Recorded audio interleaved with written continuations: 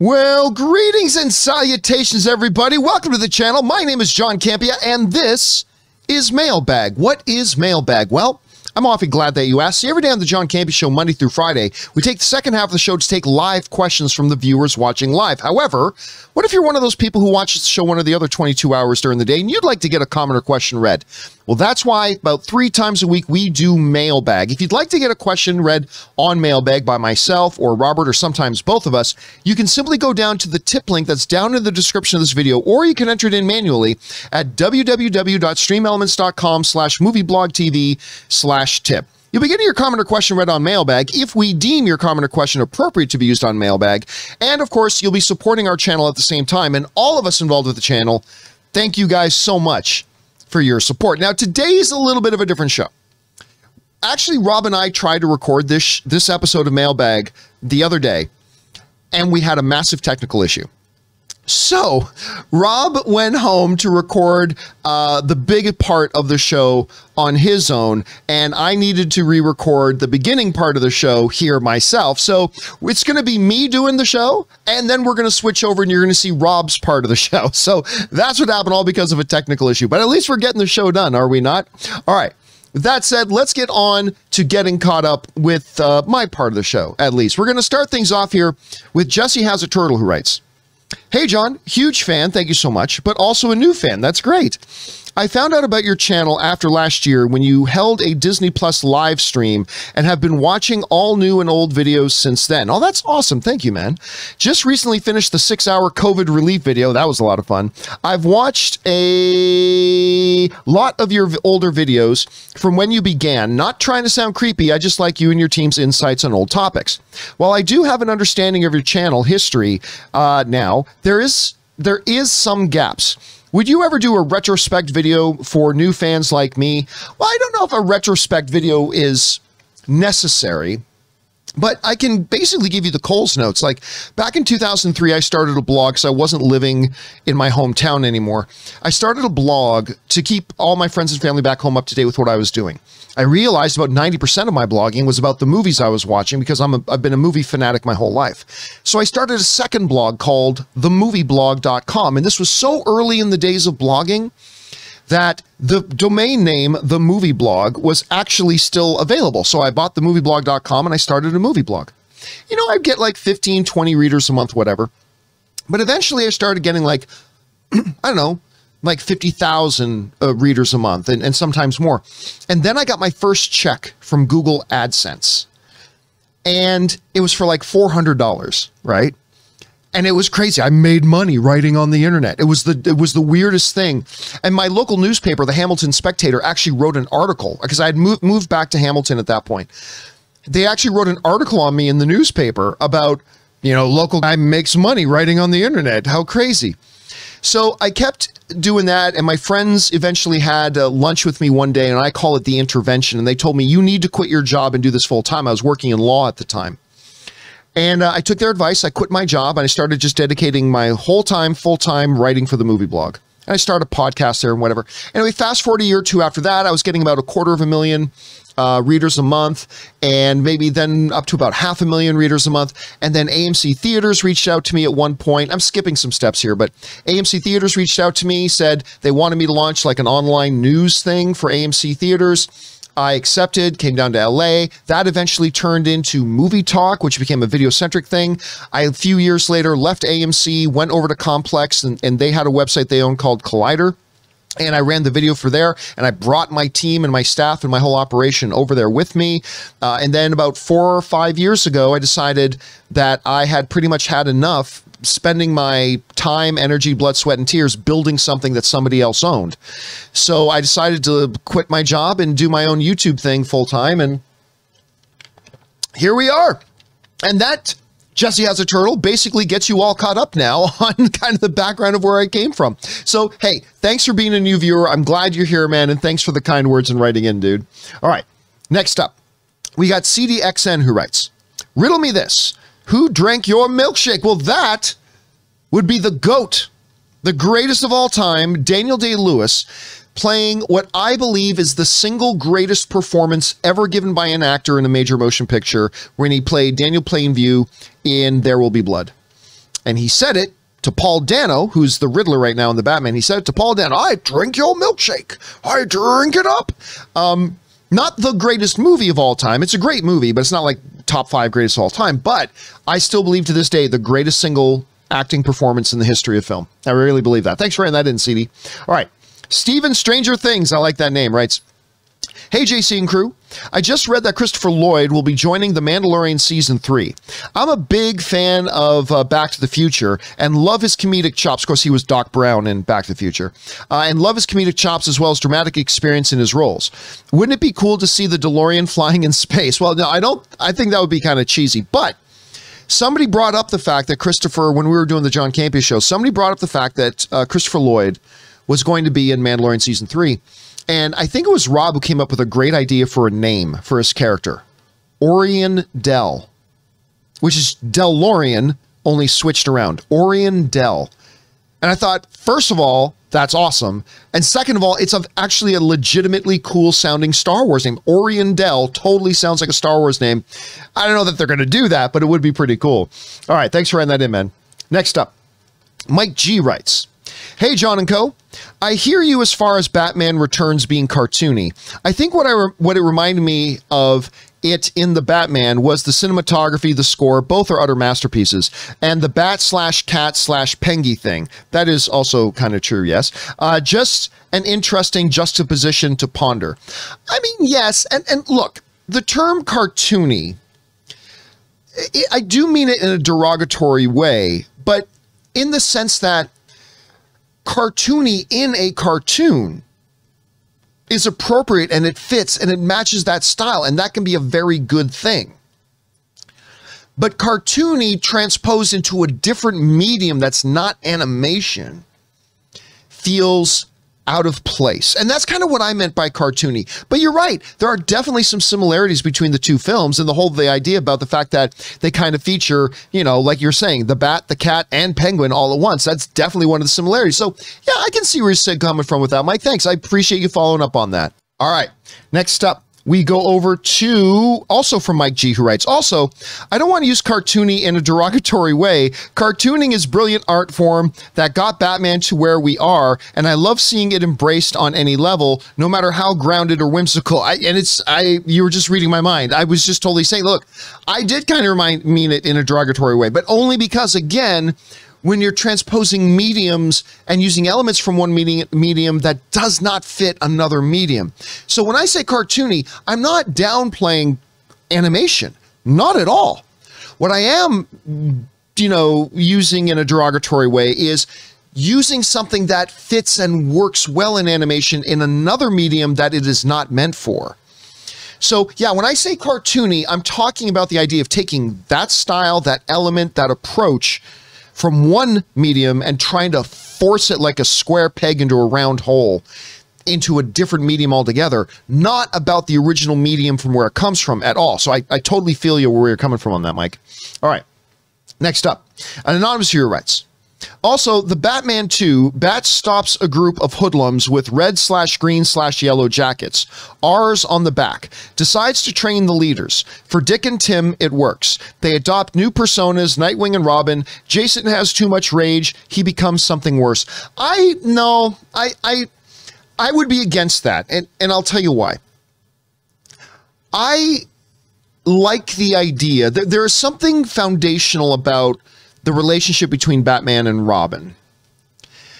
Robin was not seen as a, what's the beg, like a repurpose project or a reclamation project or a salvage project. Part of the core idea about what Batman and why Batman takes Robin in the first place is because he sees the similarity between him and Robin. Like in the classic story, of course, Robin's parents are killed in the circus and he's now left alone and orphaned, much like Bruce was. And there's that instant connection, right? The idea of him being a repair project, I don't personally know that I buy into that. Like, what I don't mind for the Batman 2 is no Robin. But because a Robin does not fit into this world. that Christopher Reeve has created. You can't have a kid running around with a stick. I mean, that's just not going to work. But you can lay the foundation. Like, we got a taste of that in the Batman when Robert Pattinson sees the son of the murdered mayor. Now, of course, the big difference is that kid still has a parent alive, whereas Bruce didn't. But, you know, where maybe he comes across another kid whose parents are murdered in an act of violence, in an act of crime, and he feels that attachment with the kid and a responsibility to the kid and takes him in. And at that point, Bruce Wayne and Alfred, for that matter, take on a Ward. Not Robin, nothing alluding to that. And then if you want to get into a Batman 3 or Batman 4 and say now 7 years later, and say he takes in this Robin at 13 years old, 12 years old, 13 years old. Now, 7 years later, now he's 19, 20, 21. He's an adult. At that point, maybe you get into the Robin stuff. At least that's the way I would approach it right now, at any rate. All right, thanks for writing that in, Anonymous. All right, Joel writes, my first AMC A-list ticket was the Batman in IMAX. That's a good first use of your AMC A-list, my friend. The Batman in IMAX opening weekend. My second try, Jujutsu Kaisen, I hope I'm saying that right, wasn't included in AMC A-list. AMC bills both as event movies, but isn't transparent about which event movies are and aren't included with A-list. Okay, so first of all, I have never tried to use A-list and have it not work with a movie. The only times it doesn't is when a movie happens to be playing in an AMC theater, but it's not an AMC event. For example, the early fan event, the IMAX early fan event of The Batman. They played it in, I can't remember what they said, 300 theaters across America. It was like 3 or 4 days before the movie opened. I went to one. I'm sure many of you guys went to one of those screenings as well. But the AMC A-list card did not work for that night. The reason being is it wasn't an AMC presentation. It was an IMAX special event. And AMC had no right to grant free access into that event when it was IMAX's event. Now, as far as Jujutsu Kaisen, I have no idea. I mean, I'm not very familiar with the film. I know it did pretty well at the box office the other day. I'm not familiar with the film. So I don't know if that was a special event or whether it was just a regular release like anything else. Like, I don't know the answer to that. I'll just say this. AMC never needs to be transparent because whenever anything is just a regular release of a movie and it's playing in their theaters, AMC A-list works. I've never had it not work. So if I were you, Joel, because this is curious to me, I would give the manager, I would give AMC the location a call or go in there and ask to speak to the manager, explain the situation, what happened, and just ask if he can explain what that situation was and why A-list didn't work that time. If you do that and you find out what the answer is, I would love for you to write to me at john@thejohncampeashow.com. That's john@thejohncampeashow.com. If you could email me and tell me what that manager says, I'd be very curious to know what the answer to that is. All right, thanks for writing that in, Joel. Next up, we got Andy from Canada who writes, Netflix's plan to prevent password sharing may be flawed. What happens when I'm traveling and or want to use my Netflix account away from home? Or I visit a friend and we want to watch a Netflix movie together and they don't have an account, but I do. Well, then what'll happen? This won't be a problem at all. What'll happen is the same kind of thing that happens when I try to use my bank account online. So like if I'm on somebody else's computer and I try to log into my bank account, I can put in the right username and password, but the bank is still going to say, John Campea doesn't usually use this device to access. So what they will do is normally they will send me an alert notification, text message just saying, hey, someone's tried to log on a device to your bank account. Is this actually, it's kind of like two-step authentication, right? Is it actually, or they're writing in from, like, even if I try to use my phone to log into my bank, if I'm in a location I'm never usually at, like let's say tomorrow I decided to go to, I don't know, Denver. I've never been to Denver, but let's say I go to Denver tomorrow. And then all of a sudden I try to log in my bank account. My phone is going to kind of go, okay, this is your device, but John Campea does not live here. And we've never seen John Campea try to log into his bank account from here. And they're going to just double check and verify that it's me, right? That's what they're going to do. It won't be any different with Netflix thing. I think if Netflix ever says, hey, you're trying to log on to Netflix from a computer you don't usually use or a device you don't normally use, and they'll probably do a double check to verify. Maybe you'll have to enter in your credit card information again that they already have in file to make sure it's you or something, but they'll have a way around that. Like I said, the banks have been doing it for a long time. It's not a difficult thing for them to do. All right, good question though, Andy. All right, next up, Tora writes, hey, John and crew, hello there. And this is our final question, by the way. My favorite TV detective is Harry Bosch, and I think the show is fantastic. I'm glad they are bringing him back with the new show, Bosch Legacy. Are you looking forward for the new show about him being a PI? Thoughts? Okay, so I only saw one season of Bosch, to be honest with you. Just saw one season, and I liked it. I just never got around to watching season 2. Like, I watched it while season 1 was still, like, before there was a season 2. So once I finished season 1, I couldn't go ahead and start watching season 2 because it hadn't come on air yet. And I just forgot about the show, and I've just never since gotten back around to it. Now, I remember hearing that Bosch Legacy was coming, and I asked, I think I was asking, I can't remember who I asked, but I asked somebody who did watch Bosch. And I asked them, why did they change the name? Why don't they just call it Bosch Season 7 or Bosch Season 8, whatever, however many seasons it ran? And they let me know, because I didn't know this, that they actually changed networks.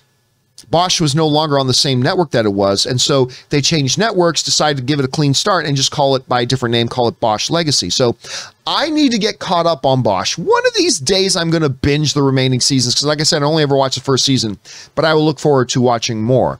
All right, guys, here's what we're going to do right now. We're going to hear a word from one of our sponsors of our channel, the wonderful folks at Masterclass. And once that ad is done, we're going to switch things over, and Rob is going to pick things up from here. So now, here's a word from one of our sponsors, Masterclass. Guys, we want to take just a minute and thank the sponsor of this video, Masterclass. Masterclass is offering classes on a wide variety of topics, like all taught by world-class masters at the absolute tops of their field. Each class is broken down out into individual video lessons, usually like around 10 minutes or so long, and members can explore at their own pace. And each class is supported by downloadable materials, lessons, recipes, or more that you can all find at masterclass.com. For example, are you into streaming? Well, you can take the Building Your Streaming class taught by ninjas so you can sharpen up on your streaming skills. Or if you're interested in independent filmmaking, take independent filmmaking from Academy Award winner Spike Lee. You want to get classes on how to direct? How about from Ron Howard? The very first one I personally looked up and got into was Business Leadership by the great Big Papa Iger, Bob Iger himself. And I was absolutely enthralled with it. I love every single minute of this stuff. If any of those apply to you, you need to try Masterclass. So I highly recommend that you check it out. Get unlimited access to every Masterclass, and as a John Campea Show viewer, you get 15% off an annual membership. Go to masterclass.com/Campea. Once again, to get 15% off your annual membership, go to masterclass.com/Campea. And many thanks to our sponsor for sponsoring this episode of Mailbag.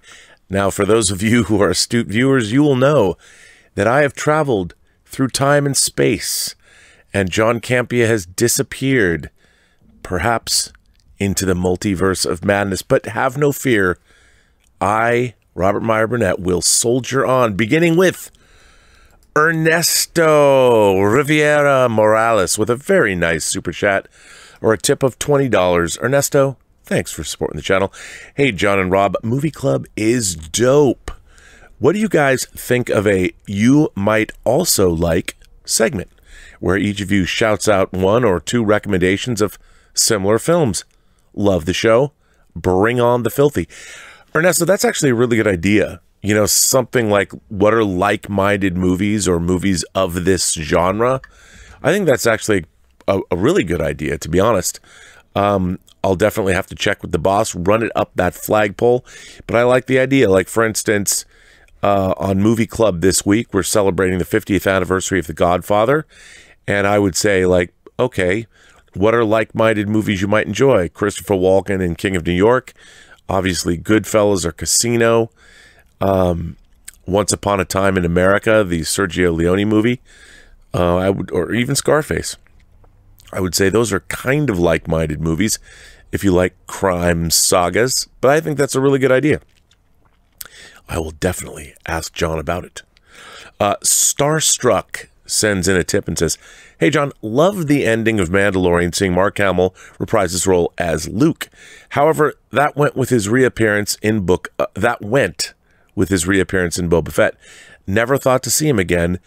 If Luke is going to keep appearing in the Star Wars series, then they should have got a new actor to play Luke. We all know the budget is sky high for this technology. I adore Mark Hamill and wish Lucas did a movie with him in his prime after defeating Vader, becoming the most powerful Jedi ever." You know what, Starstruck, you bring up an interesting point. I mean, from a philosophical point of view, perhaps, like, what do you do when it's weird to me.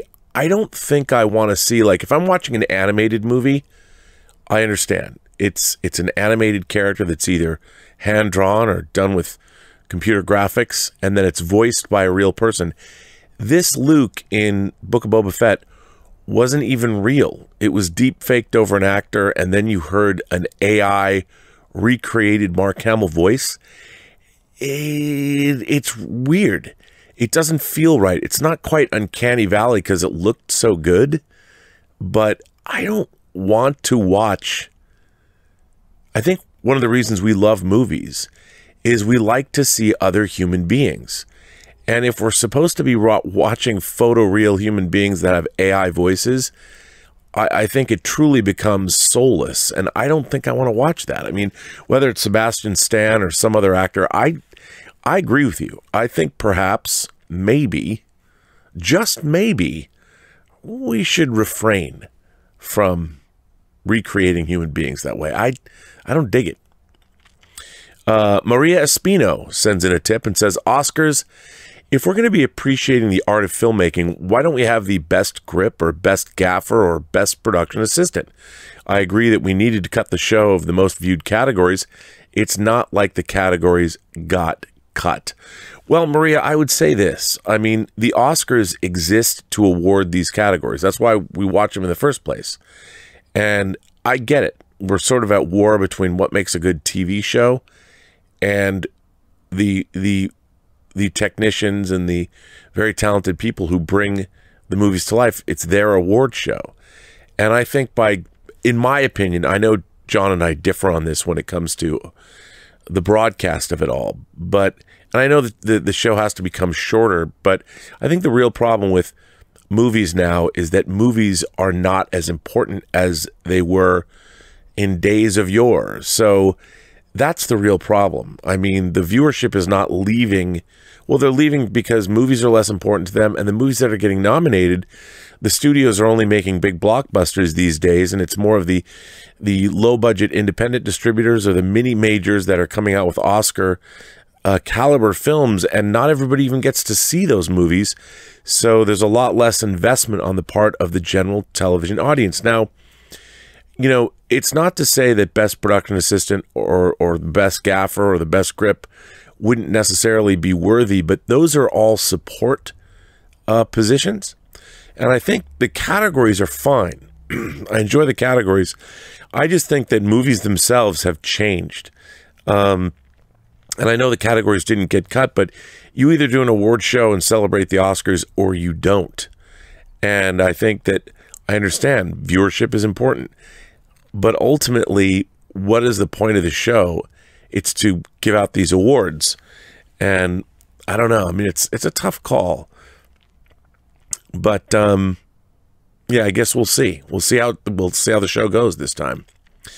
Tatman sends in a tip and says, "I just bought my ticket for The Godfather 50 years and cannot wait. I got into movies when I was a young kid, and to think that I've not taken the time to watch The Godfather still makes me feel a little guilty to this day. Love y'all." Well, Tatman, don't feel guilty. There's a million movies I still haven't caught up with. You know, the great thing is that there's always great cinema to rediscover. And one of the things, I mean, The Godfather is probably my favorite movie in the world.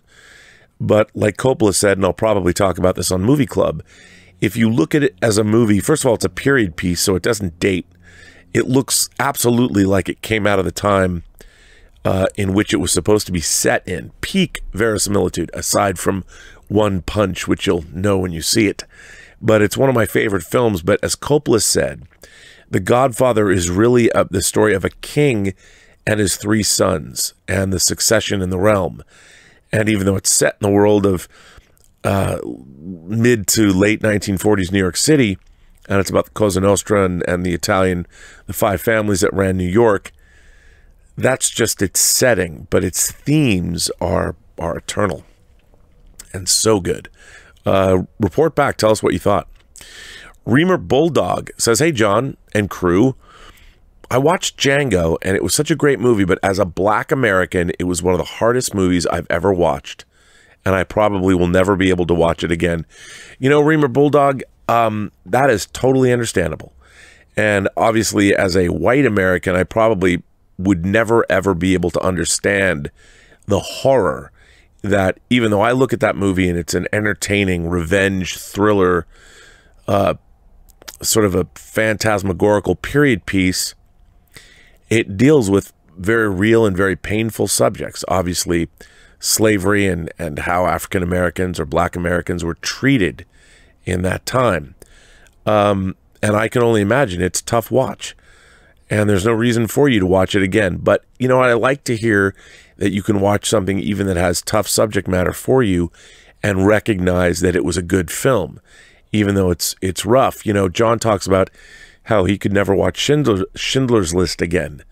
And I can understand that. It's one of Spielberg's best movies. It's a brilliantly made film, but the subject matter is tough to watch. And there's no reason to apologize for that. Dank Shit says, hey, John, been following your content since season 2 of the Arrow After Show. I got dumped by my girl of 2 years for her best friend. What would you say are the best movies to watch following a breakup other than Eternal Sunshine that made things much worse? Oh, my God. Well, I would say this. You know what? As John and I would probably say, Forgetting Sarah Marshall. I think Forgetting Sarah Marshall is a great breakup movie. It gives lots of hope. It's a lot of fun. It has a great sort of semi-sequel in Get Him to the Greek, which I think I love more than most people. But Forgetting Sarah Marshall is about a breakup, and it's also about moving on, and it's about achieving your dreams. And if you haven't seen it, it's a great comedy. Jason Segel, Mila Kunis, and of course the great, why am I drawing a blank on her name? Veronica Mars. I can't believe it, and I love her, and I'm drawing a blank on her name. That's crazy. Kristen Bell, and I love her. I love Kristen Bell. I can't believe I even forgot her name. But check it out. And if you liked it, Russell Brand's character, Aldous Snow, comes back and Get Him to the Greek, which is another great comedy. And check it out. But this too shall pass. Don't worry. You know what? I'm not going to tell you there's more fish in the sea. Everybody says that when you go through a breakup. That's a bunch of bullshit. You know what I mean? Total bullshit. Don't listen to that crap. It's hard to go through a breakup. Go through it. Get through it. Keep your friends close. And watch Forgetting Sarah Marshall. Willow, the lovely Willow, says, after seeing Turning Red, I think the backlash towards the movie is mostly because it addresses the onset of sexual attraction and menstruation in girls, which is still considered socially taboo and not what you'd expect to see in a Disney film. Well, yeah, Willow, I think there's part of that is absolutely true. You know, there's obviously in our culture, especially, I think we want to pretend that girls never, that does never happen to girls. And, you know, it's such a weird thing that we don't want to, the most natural of occurrences, going through puberty and menstruation, and it happens to the best of you. It happens to all of you. But I think you're right about that. I think it's uncomfortable for a lot of people, but I thought it was handled beautifully in the movie. Of course, that's me as a white cis male. I don't know, what can I say about it? But I think you're absolutely right. But a lovely film. I thought it was just delightful. Willow goes on to say, I'm a bit mixed about Turning Red. I went to high school in Vancouver in the mid-2000s, so I strongly relate with the characters. The problem is, I know I was very angsty and annoying as a teen, and indeed, the girls in the movie often got on my nerves. Well, you know what, Willow? You're very self-aware, and that's very admirable. You know, you and I go way back, and I really wish I had gone to high school and known you in high school. I think we probably would have been the best of friends. But yeah, you're probably not wrong about that in terms of the girls probably got on your nerves. I can totally see that. I, of course, being a boy, they didn't get on my nerves as much. Owen says, The Flash was originally supposed to release 1 month before Avengers Infinity War. Is that true?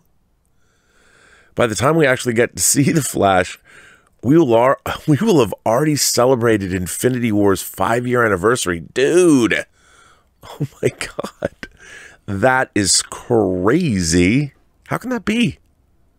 Wow. Yeesh. Yeesh. I mean, that's crazy talk. 5 years. Oh my God, we're going to be, oh man, that's crazy. Well, Owen, I would say on one hand, I want to thank you for pointing that out, but on the other, wow, you've made me question my life. My life choices. Peyton B. says, Hi, John. Remember your Disneyland disaster from last year? After hearing about it, it made me feel like you didn't care at all about the other amazing attractions in the park. Have you enjoyed them in years past at all? I myself love the parks as a whole. Peyton B., I, for one, know that John Campea loves Disneyland. So does Ann. As a matter of fact, I could tell you that his favorite ride is the Indiana Jones ride. Now, why he likes that as his favorite ride, I do not know. I've been going to Disneyland for many decades now. Eesh. I'm so, I think about how many. I don't even want to tell you. I love Disneyland. I still think I will always love Pirates of the Caribbean and The Haunted Mansion. But I like Indiana Jones. I like Space Mountain. But what I really want to see is Rise of the Resistance because I haven't.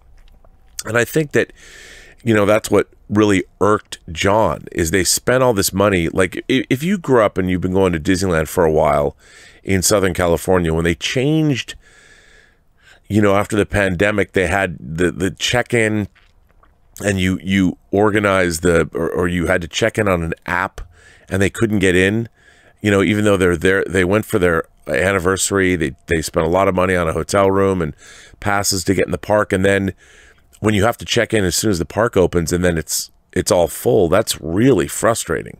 So I understand they've changed that since then, but John, man, I don't know if he'll ever go back. I don't know. He might not, but I can understand his frustration. I mean, especially if you've been a long time park goer, when they do stuff like that, you're like, why do you have to do that? There was no problem. And now you've made one. Why? Corey H. says, Hey, John, I, like you, have grown frustrated with the current trend in TV where the number of episodes per season are increasingly less and less. 10 episodes used to be the standard. Now it's between 6 and 10. Is it money? Less episodes, less story, money needed? You know what, Corey? I, too, find that frustrating. I mean, my beloved Star Trek, say The Next Generation and Deep Space Nine, they were doing 26 episodes a season. 26, and that was par for the course back then. And I think, the way television, it used to be that there was the television season, it started in the fall and went into the spring. And now they're making TV shows year round. They're dropping them all the time. So I think that the way they make TV shows is different. And I think it really depends on, it has to do with money and scheduling and all kinds of things. But in our streaming world, they don't need as many episodes. They're not rounding out a syndication package the way they used to. So it's a whole different business model now. But I think it has, it's all about story. It's all about actors' availabilities because now they can get a lot actors that you normally wouldn't see in a TV show or a streaming series because they were movie actors. Now there isn't. Everything's kind of the same, which is great. So I think there's a lot of factors. Sure, it's money. It's story, but it's also actor availability. It's just a different world. But I liked it better when there were more episodes. I'm like you. Reamer Bulldog says, Hey, John Rob. Well, hello. I really love the Batman, so my question is, how come you can't introduce fantastical elements in this grounded Batman? Because in Iron Man 1, it was a grounded movie, but they introduced fantastical elements later in that trilogy. Part 2, we've also seen movies that are not comic book based, but are really grounded and can introduce fantastical elements. I mean, Sam Raimi Spider-Man was grounded, but they were still able to introduce these fantastical elements. In my opinion, I think he can introduce fantastical elements, similar to how Sam Raimi Spider-Man did, but also saying grounded. Why can't the Batman still be grounded, but introduce fantastical elements, but do it in a way where it makes narrative sense? Thanks. I love the show. And P.S. I bought Liquid IV because of your sponsor, and I'm about to start back training. Well, first of all, Reamer Bulldog, thanks for supporting the sponsor, Liquid IV. We very much appreciate that. I think you ask a really good question. You know, I'm always banging around about what I call verisimilitude. It's my favorite word in terms of filmmaking. And basically what verisimilitude means, it's the quality of seeming real. And meaning that you can have, when you're watching a movie, it's, if you have a film that's firmly set in the real world, like the Batman is, and then say you introduce a character like Clayface. Well, we don't have anything analogous to Clayface in the real world. So Clayface himself becomes a character of fantasy. Now, the thing is, Batman, I believe a driven man will put on a suit like the bat suit, using it to scare criminals and go around and try and set wrongs right.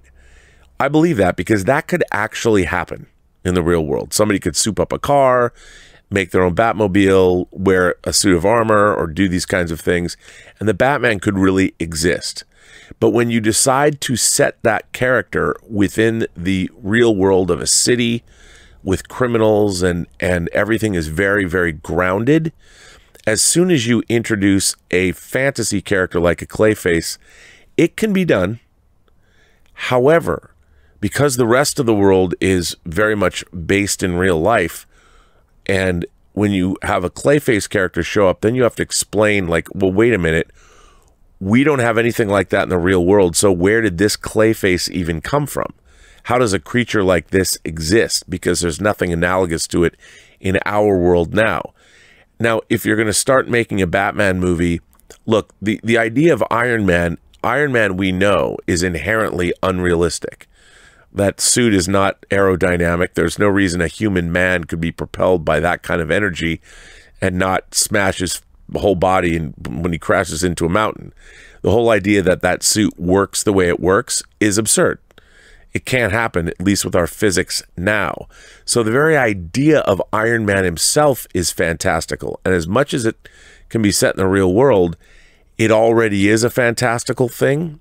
So it you can layer in more fantastical elements as you go along. Whereas with the Batman, I think once you cross a line and make it not part of our real world, then you've got a problem. Then it becomes a weird amalgamation of things, and you have two tones banging against one another. And I think creating verisimilitude, a quality of being real within whatever movie you're going to do. For instance, you know, the Tim Burton Batman movies, Gotham City is a designed by Anton Furst. It doesn't look like a real city. It looks like an amalgamation of artwork or Gothic cathedrals and many different styles from all around the world. So we know that Gotham is unreal. So the Michael Keaton Batman and Jack Nicholson's Joker can have a certain heightened operatic reality because they're not functioning in our world now. It's a tough thing to do, and filmmakers have to choose a tone and sort of stick with it. Not easy to do. And it takes a long time, and you really have to think about, like, what kind of a movie are you making? Because the Sam Raimi Spider-Man, especially when you watch the first one, when Tobey Maguire's trying to get his powers and all that, it's very, the idea that he has organic web shooters and things like that, it's very fantastical. So it works. It works. But Matt Reeves, the Batman, there's no indication that there's any fantastical elements at all, except maybe some of some of the technology they use when they're scaling down the sides of buildings or something like that. But it's a good question, and I'm obsessed with how do you create reality within the frame of a movie. How do you keep that going? Dr. Strange Prediction sends in a tip and says, "Hi, John. Hope all is well. I was thinking about Doctor Strange 2, and I had a thought, assuming Peter Spider-Man is in Doctor Strange 2, over or under 25%. Marissa Tomei also cameos as a variant of May for an emotional gut punch for one more goodbye for Peter. Thanks." Ooh. I don't think that's going to happen, because if Spider-Man was more the focus of Multiverse of Madness, I would say maybe. But while I think that's a really good idea, I don't see it happening. I don't see it happening. But I like the way you're thinking. Only because it would really depend how much Peter, if at all, is in the movie. So, but I could see they could absolutely use it, and you could wind up getting an emotional gut punch. Good Old Days sends in a tip and says, "Hi, John. Well, continuing down a rabbit hole on YouTube, found an old MCA movie talk from September 4th, 2013.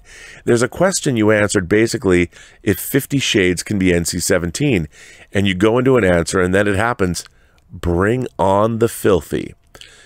And with it was born the famous Campea Show tagline.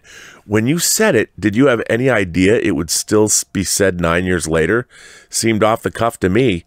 Anyway, thanks for the content, and I can't wait to watch for another 9 years. Thanks, and bring on the filthy." Good Old Days, I have my own YouTube channel, of course, the Burnett Network, the home of the post-geek singularity and my imagination connoisseur viewership. And I'll tell you something. I myself, I can tell you right away that you never know when you're live and you're talking on YouTube. You never know what's going to come out of your mouth because it's unscripted.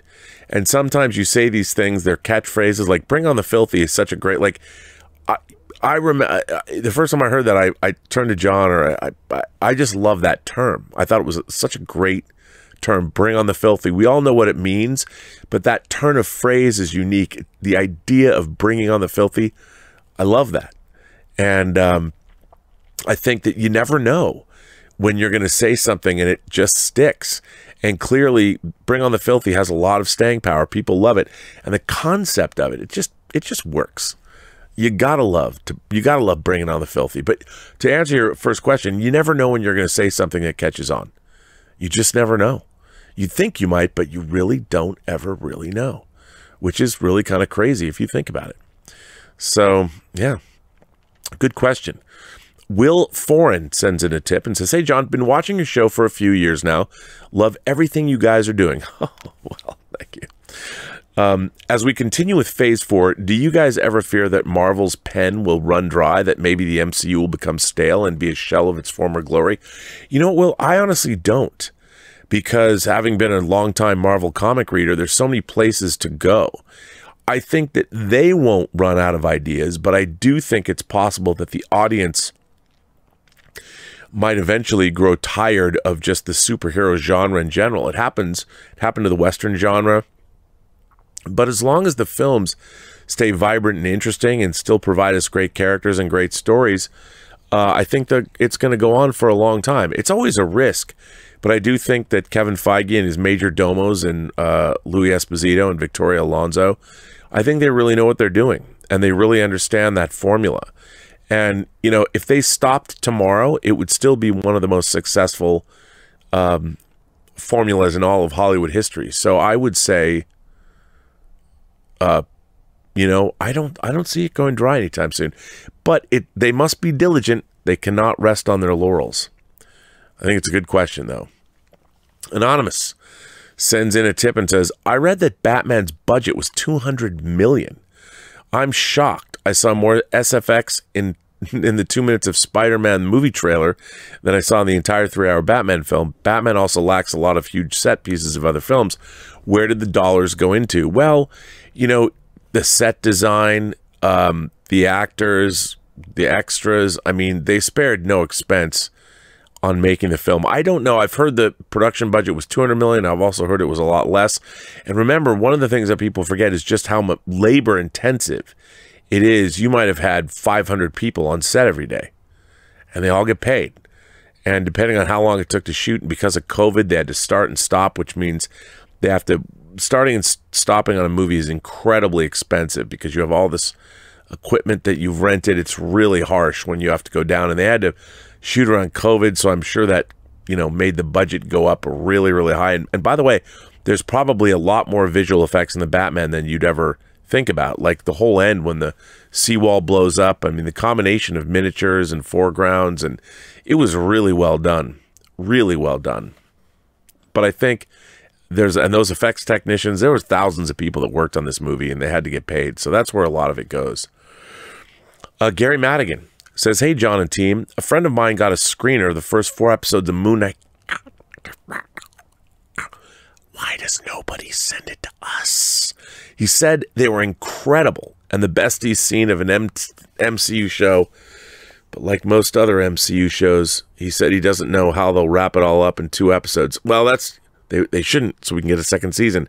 But man, I mean, my excitement for the show is off the charts. But Gary, I have to say, everybody who's seen it, they're all like, you're never going to believe how good this is.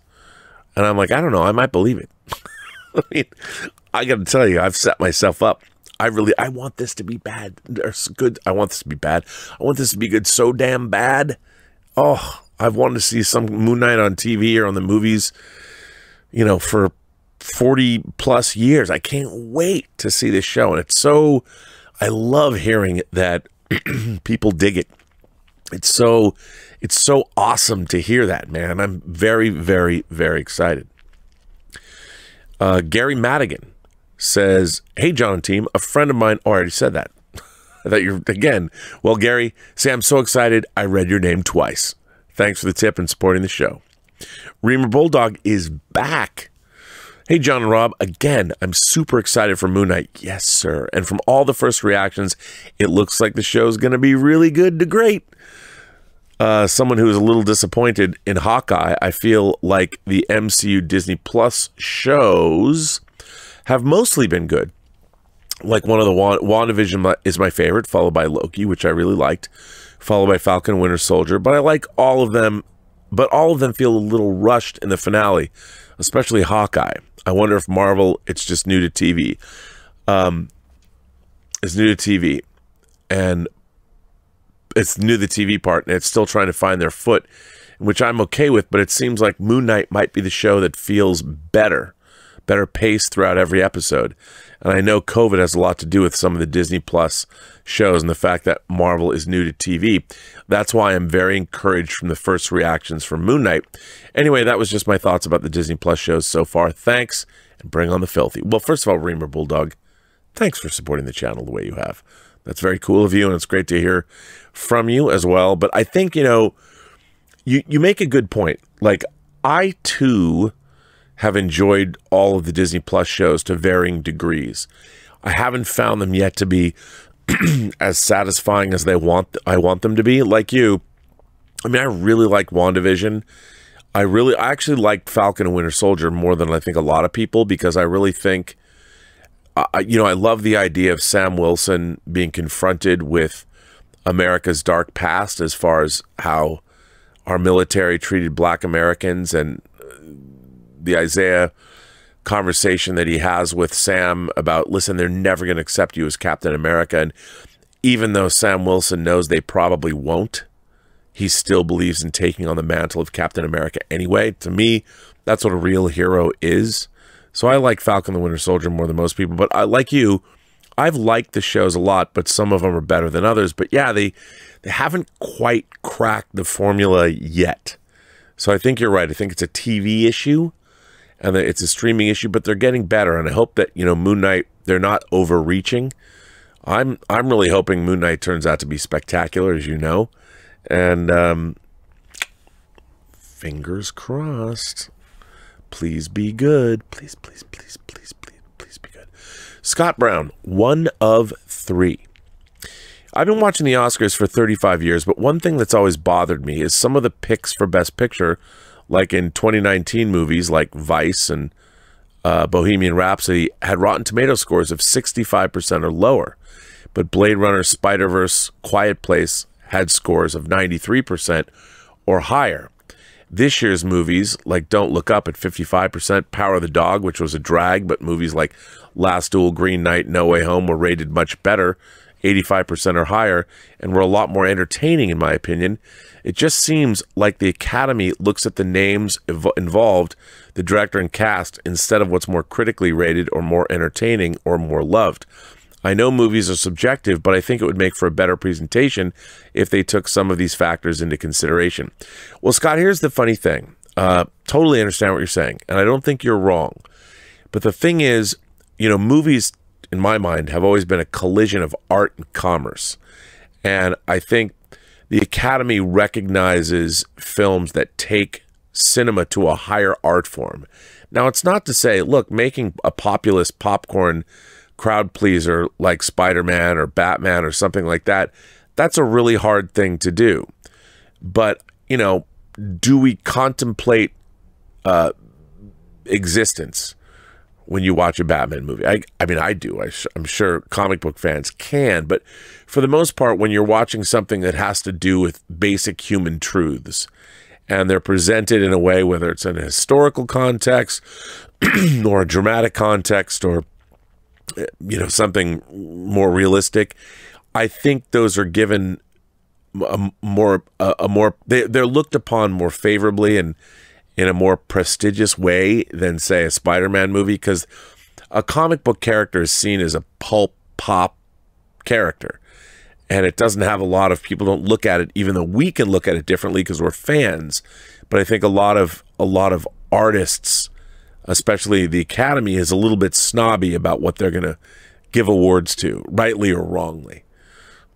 But I don't think you're wrong about that at all. But it's interesting. I mean, that's why they keep. Oh, so Scott goes on. He's got another. He says, Scott says, my point with the last three statements is it seems to me sometimes the Academy looks at who directed the movie and who's in it versus the quality and the entertainment factor.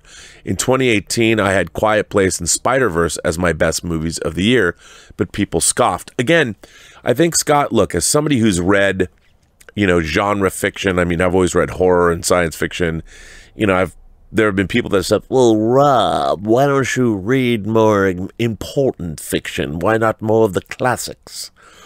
And you can read the classics. I mean, the classics are also can be wildly entertaining. I think Lawrence of Arabia is one of the greatest movies ever made, but it also deals with an important historical figure, and it has great action, and it asks questions about the nature of humanity. And while Spider-Man No Way Home does that in a certain way, it's mostly seen as populist entertainment. It's not as important as, say, The English Patient.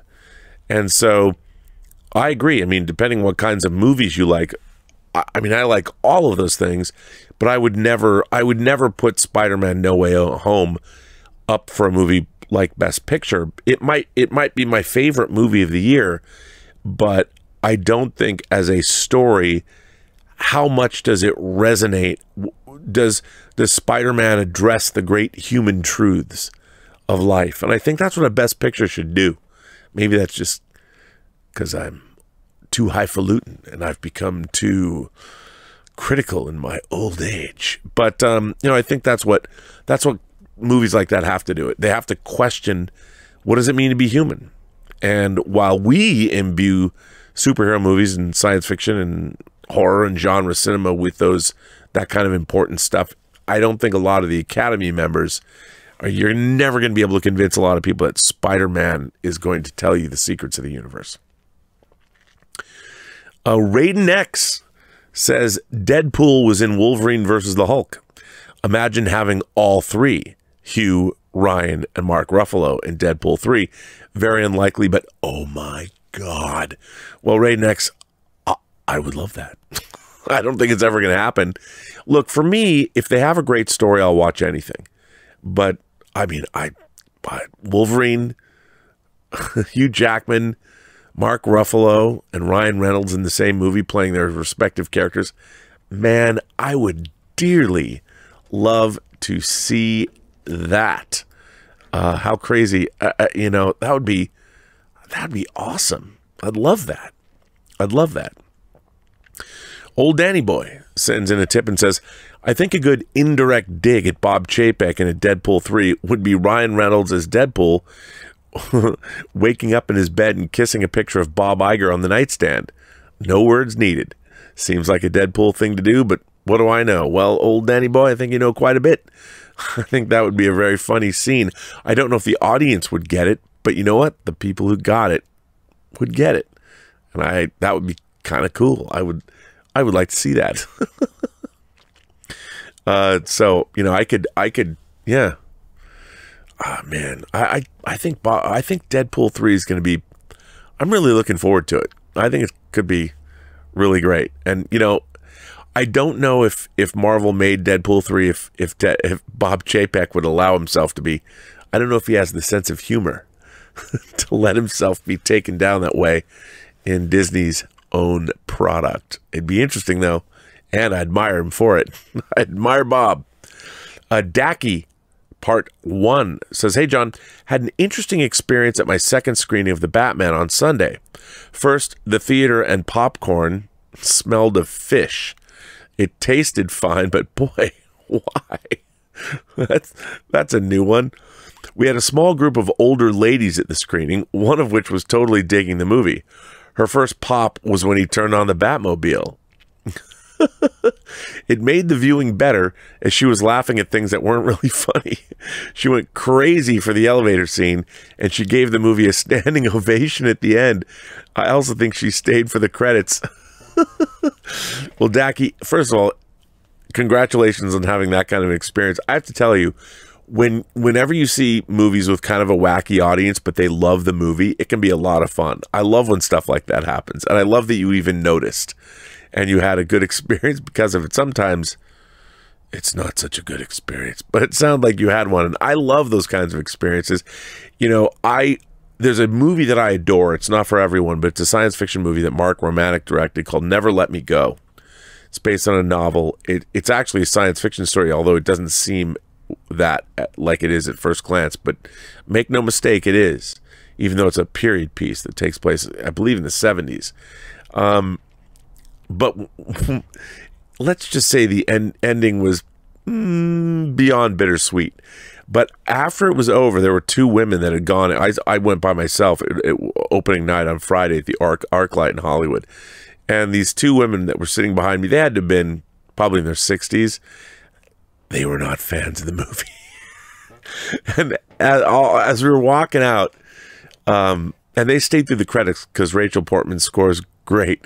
They were like, well, who made this movie? Why was this movie made? My God, Marge, what did we go see? And I kind of walked slow, and then I scooted over and let them get in front of me, but I wanted to listen to what they said.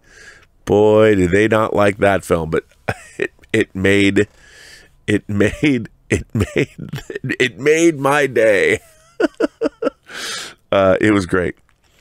Old Danny Boy says, hey, Rob, I loved your shout out to Gem Mint Collectibles.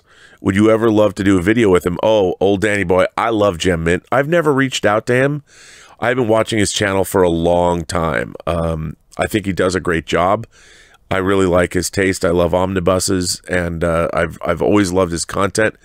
And he's great. I'd love to stream with Gem Mint. I don't know him. I've never spoken to him. I know that Justin, who I stream with from Justin's Collection, knows him, but I've never reached out to Gem Mint. One day I probably should, because I'm a huge fan. Huge fan of Gem Mint. Kylo Ken sends in a tip and says, hi, John and Rob. One of two. I have a theory for a Sinister 6 film. They're building the Sinister 6 piece by piece. Venom, Morbius, Vulture, Kraven, Madam Web, Doc Ock, Green Goblin. With Venom being a protagonist so far, it makes it difficult to use him as a villain. All the members of the 6 are going after Spidey, who's Andrew. Venom is interested in getting Spidey at first, but once he realizes the rest of the 6 are trying to take out his prey, he turns on them and joins Spidey in taking down the 6. Your thoughts? Well, Kylo Ken, that actually sounds good to me. I think that's really appealing. I like that idea. I like where you're going with that. I could definitely see that. I mean, they're slowly building up the Sinister Six.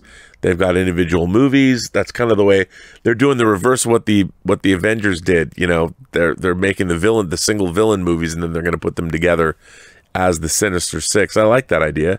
No, I think what you're talking about is kind of spot on. I could absolutely see that happening, 100%. So, yeah, why not? I think that's a very astute thing. I mean, it'll be, you know, I've been advocating for doing just that. I think putting all of them in a movie together, but then having Spider-Man in it and him teaming up with Venom, I love that idea. But I really do believe that Andrew Garfield's Spider-Man will be in Venom 3, because why not? They could do something really cool with it. But I like your scenario here. I think it's cool. Building the Sinister Six, and then Venom, of course, who's more of an anti-hero, teams up with Spider-Man. That'd be dope. I'd love to see them fighting side by side. Who wouldn't love it? Well, ladies and gentlemen, boys and girls, kind souls, gentle beings, however you identify across the 28 known galaxies, well, this mailbag has come to an end. A mailbag for Tuesday, March 21st. I'm, of course, Robert Meyer Burnett, and, of course, John Campea was on the beginning of this show. What a wacky mailbag. But I want to thank every one of you who generously supports this channel via Super Chats and tips. And, of course, on Mailbag, we're looking at tips. So thank you for those. They mean a lot to both John and I and the entire crew here. The Campea crew, the New Zoo Review Campea crew, as I like to say. So I want to thank you for that. You can find me, Robert Meyer Burnett, on social media, on Instagram at RMBurnett, on Twitter at BurnettRM, or on my own YouTube channel, The Burnettwork. And, of course, you can always find me on the John Campea Show. That brings an end to this mailbox, and thank you for coming today and supporting our channel.